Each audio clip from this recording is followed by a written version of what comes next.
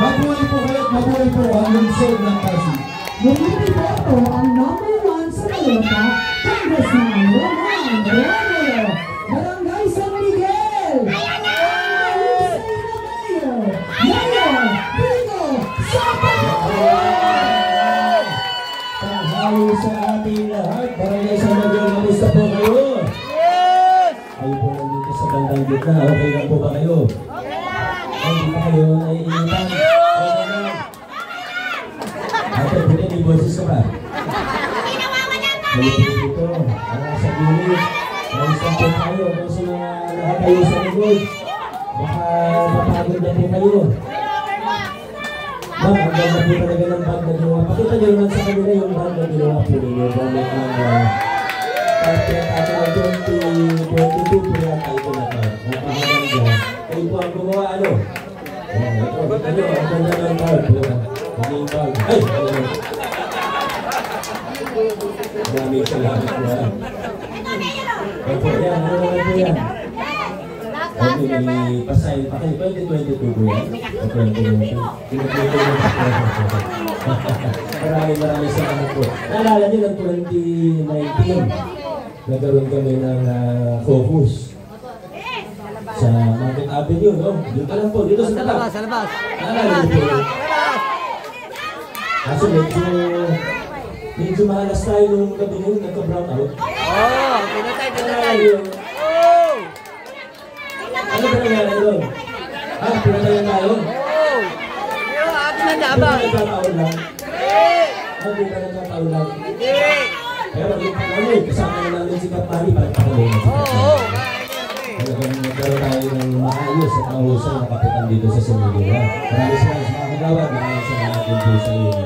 Alam nyo, ang layo na po ng narating natin bilang isang lungsod mula ng mga panahon na pinatayan tayo ng bilang ito.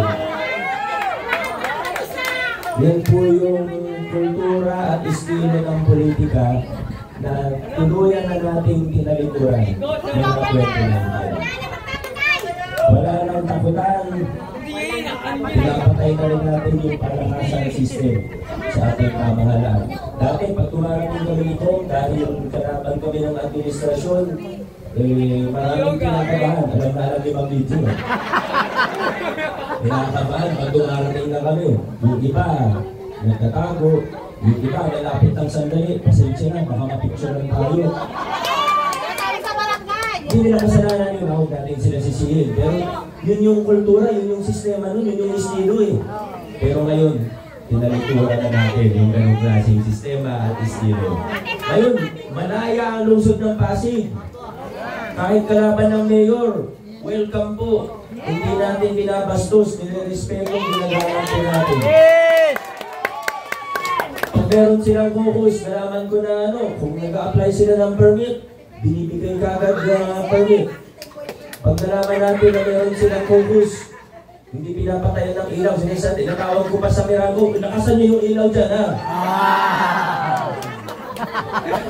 Ayaw na natin yung mga ganun style. Pero, hindi ko alam kung kayo, pero ako, paborito kong halimbawa o simbolo ng pagbabagong ginawa natin ay yung pamasungan doon natin.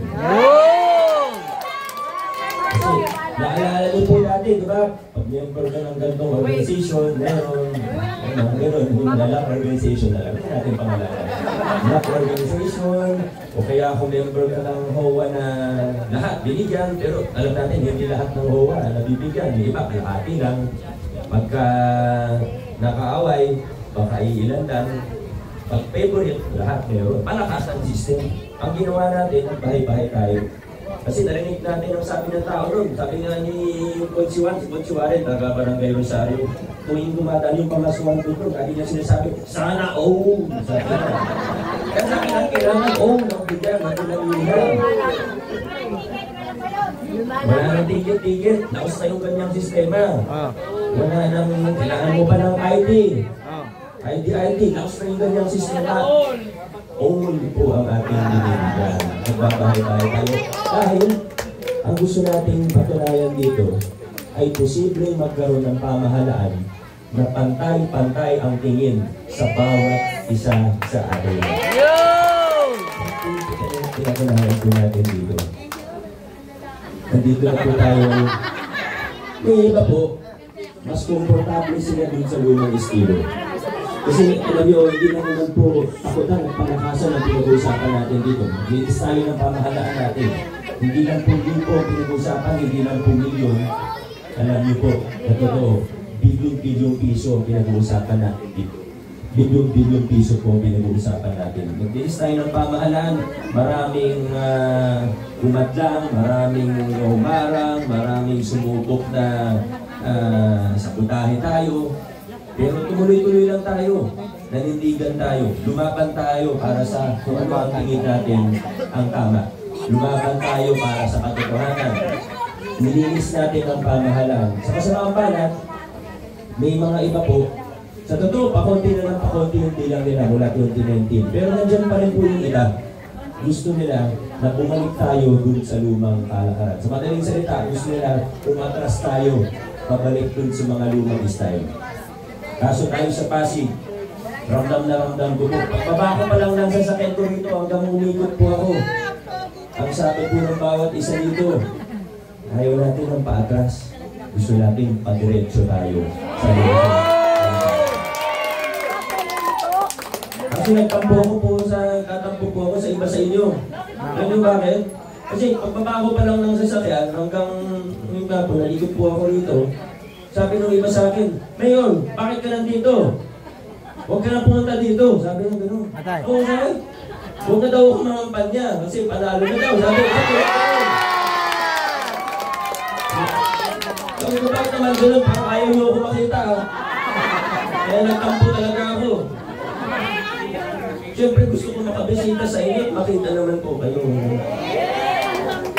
Pero maraming salamat. Pero maraming salamat kasi napakainit ng pagtanggap ninyo. Hindi lang po sa akin kundi sa buong giting ng Pasig. Sabi kaya po kanila, ang hirap po na yung isang direksyon tayo. Ito natin, maganda kahit iba, baka magbulag-bulagan. Pero alam naman po natin na nasa magandang kalagayan ang ating lugar ng pamahalaan at nasa tamang direksyon ang ating lungsod. Pero ang hirap po na tayo, gusto natin diretso, mahirap po, may sasakay sa ating sasakyan na gustong lumigo. Yung mga nasanay sa may porsyento sa kontrata ng pamahalaan, yung mga naglalakad doon ng mga illegal na sugal, pati ng mga pogo, mga nagdala sa balita. Basta ka na, yun yung mga dati. Yung mga racket nila dati, mga pinagkakakitaan dati, tinanggal na nga natin yan, wala na silang pwesto sa ating pamahalaan ngayon. Iba sa kanila, maaaring kaibigan natin. Maaaring kaibigan ko rin. Pero ang hirap po, kung magkakaroon tayo ng mga kasama na hindi kapareho ng ating prinsipyo, ibang direksyon yung gustong puntaan. Kaya sana mga kaibigan, gaya ng ginawa natin noong 2022, alam mo, ang laking tulong po sa akin bilang mayor po ninyo na nagkaroon ako ng mga kasama na maayos, kaprinsipyo natin, pareho tayo ng direksyon at matitibay, yung handang manindigan. Sa congressman, wala naman tayong problema na siguro. Wala! Amin yan, sa amin yan. Dahil, higit sa lahat, dahil nakita natin kung paano siya magtrabaho. Tama po? Congressman Roman Romulo. Pero pag 2022, napakaganda, binigyan niyo ako ng mga matitibay na kasama pati sa konsebo. Sa pangunguna ng ating Vice Mayor na pwede din natin ipagmalaki ang Vice Mayor ngayon. Binigyan niyo ako ng Vice Mayor na napaka-professional. Pag sinabing may meeting ng 8 a.m., 7:59, nandun na po siya. At hindi lang po yun. Hindi lang sa professional, may integridad. Alam niyo po kung anong magandang ginawa ni Vice Dodot? Maganda po ang ginawa niya. Sa susunod ko na po ikukwento po ano. Pero alam niyo, ang laking tulong po na binigyan niyo ako ng kasama kagaya ni Vice Mayor Dodot Jones. Pero Gaya ng hindi kaya ng mayor mag-isa, hindi rin kaya. Kung vice mayor lang, tapos yung mga konsyal, iba-iba rin ang direksyon. Yung mga konsyal, ganun pa rin. Gusto nila sa lumang nakasanayan, lumang kalangaran. Ito mga kasama natin sa meeting ng Pasig. Hindi ko sasabihin na mga perfectong tao sila. Kasi wala naman perfectong tao. Alam ko si Konsi Buboy, talagang mukhang itsura pa lang. Napakabait talaga. Pero maliwala kayo, hindi rin po yan perfectong tao. Pero, kaprinsipyo natin sila. Ibig sabihin, pag sinabi natin, gusto natin tapat, malinis na pamahalaan, itong mga kasama natin, wala dito yung liliko-liko. Kasama natin sila. Kaya nga, pag sinabi natin vote straight, hindi lang yan sa pagboto na diretsyo. Pati sa takbo ng ating pamahalaan, diretsyo lang din po tayo. Kaya ating mga kasama, dati na kasama mga konsel natin. Huwag lang tayo malito sa mga pangalan nila, ha? Kasi minsan naririnig ko po yung iba, medyo nagkakalituhan. Buti na lang may number sa balota, kaya hindi tayo makamali ng sulat. Kasi yung iba tawag kay Konsi Buboy, Buboy San Agustin. Agustin lang po, walang siya, hindi po siya santo. Minsan naririnig ko, pag parating na si Konsi Angelo, sinisigaw ng tao, hindi Angelo, Pichi ang sinisigaw. Walang Pichi sa balota, number 8, Angelo De Leon po yan. Dapat ganun. Number 13 sa ating mga balota. Anong pangalan niya? Warren? Anong Warren Incenso?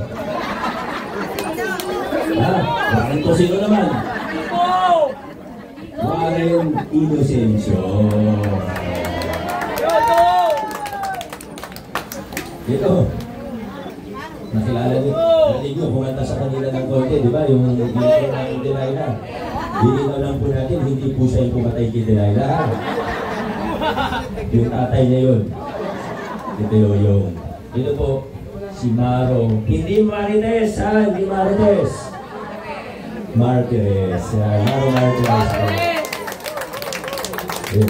At siyempre, si Consel Boy. Huwag yung tayo malilito. Lalo na, nandito si Tita Cory. Baka magalit sa akin to. Kasi nung minsan, parating si Konsi Boy, sabi ng bata, nandyan na si Boy ang bunda. Boy rin yung po, ha? Boy rin yung tayo.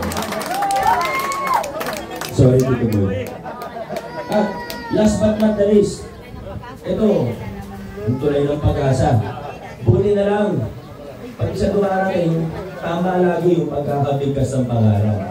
Madali lang kasi Ryan Enriquez, buti na lang. Tama. Ibig sabihin, sa aling na konsel natin, kay Ryan Enriquez na kayo tumama ng pagpipas ng pangalan. Ay, ikaw si number 10 sa ating mga balota, Ryan Enriquez. Hindi maraming magandang nangyari sa Pasig mula 2019. Sineryoso natin yung pagbabago. Dahil sabi natin, hindi pwedeng maging mababaw lamang yung pagbabago. Kasi kung magpapakilala tayo ng pagbabago, pero mababaw lang, pinalitan mo yung pangalan ng mayor, pero yung style, ganun pa rin. Pinalitan mo yung mukha ng mayor, pero yung pag-gobyerno, yung kultura, pareho pa rin. Para saan pa lahat ng ito? Tinaya natin dito, buhay natin mismo. Hindi lang ako, marami pong tao. Ang kaya para sa pagbabago. Kailangan siguraduhin natin na malalim, na tunay, ang natagalan yung pagbabago na pinapatukan natin dito sa mga pagbabago. At hindi po yan magagawa ng mayor lang. Ano yung mayor? Yung mga bagay na hindi magagawa, hindi makikita. Kahit anong sipag, kahit triplayin ko pa yung sipag ko, kakapusin pa rin kung mag-isa lang ako. Walang isang tao na kaya gawin ng lahat. Walang supermat dito. Walang superhero dito. Tao lang po tayong lahat. Gagawin lang natin yung matulad sa abot ng ating makakaya.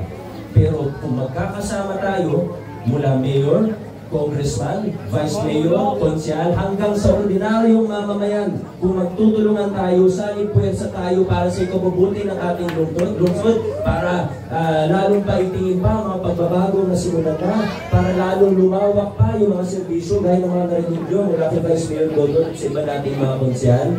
Sigurado po na opo, malayo na narating natin, pero mas malayo pa ang mararating natin sa susunod. Napakaganda po ng mga nangyayari dahil narinig nyo naman po mula sa allowance ng solo parents, tayo isa sa unang nagpatupad yan. Local senior pension, isa rin po tayo sa unang nagpatupad ng local version yan. Ngayon, expanding na rin po tayo. Yung scholarship natin, yung Pag-asa Scholarship Program, kung ano pa kayo din po yan. Ang dami pa po iba. Ang dami pa po pwedeng banggutin na iba. Pero kung mabanggutin natin ng isa-isa, baka alas 3 na lang po, nandito na po tayo. At alam ko naman po na alam nyo na yun, hindi ko na kailangan isa-isa rin pa. At sigurado nakinig rin naman kayo sa mga konsyal at kay Vice Mayor Dodo. Pero itong mga nababanggit natin, mga produkto, mga bunga ng pagtataguyod natin ng mabuting pag-gobyerno dito sa ating lungsod. Mga kaibigan, hindi ko po masyadong mahabaan ang ating mensahe dahil nakikita ko po palakas ang pamamaybay po dito. Higit pa rito. Alam nyo, kanina po, naglalakad ako, sabi ko parang di ko lang kung napapagod pa ako, parang binibigat ng aking mga paa. Pero sabi ko, okay naman ako. Yung pala, minatapakan ako simento. Pero ang maganda naman dito, at least siguro titibay yung sapatos ko. Kasi simentado na siya. Hindi na siya masisira. Safe na safe yung freshness ko. Simentado. Kaya ko na po habaan ang aking mensahe. Importante, sa lungsod ng Pasig, hindi tayo liliko. Mas lalong hindi tayo luluturn. Ayaw na natin sa mga lumang kalakaran. Ay hindi natin ang nasulat. Dire-diretso sa lungsod ng Pasig. Maraming sa mga God bless. Ang number 4 sa balota, Mayor Vico Soto, Red Street, Giving ng Pasig. Maraming salamat, Barangay San Miguel. Thank you po at manin ng mga ugaw.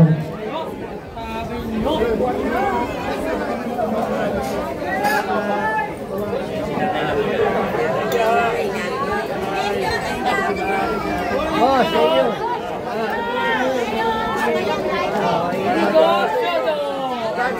Kabuhay-buhay lahat. Maraming salamat po tayo.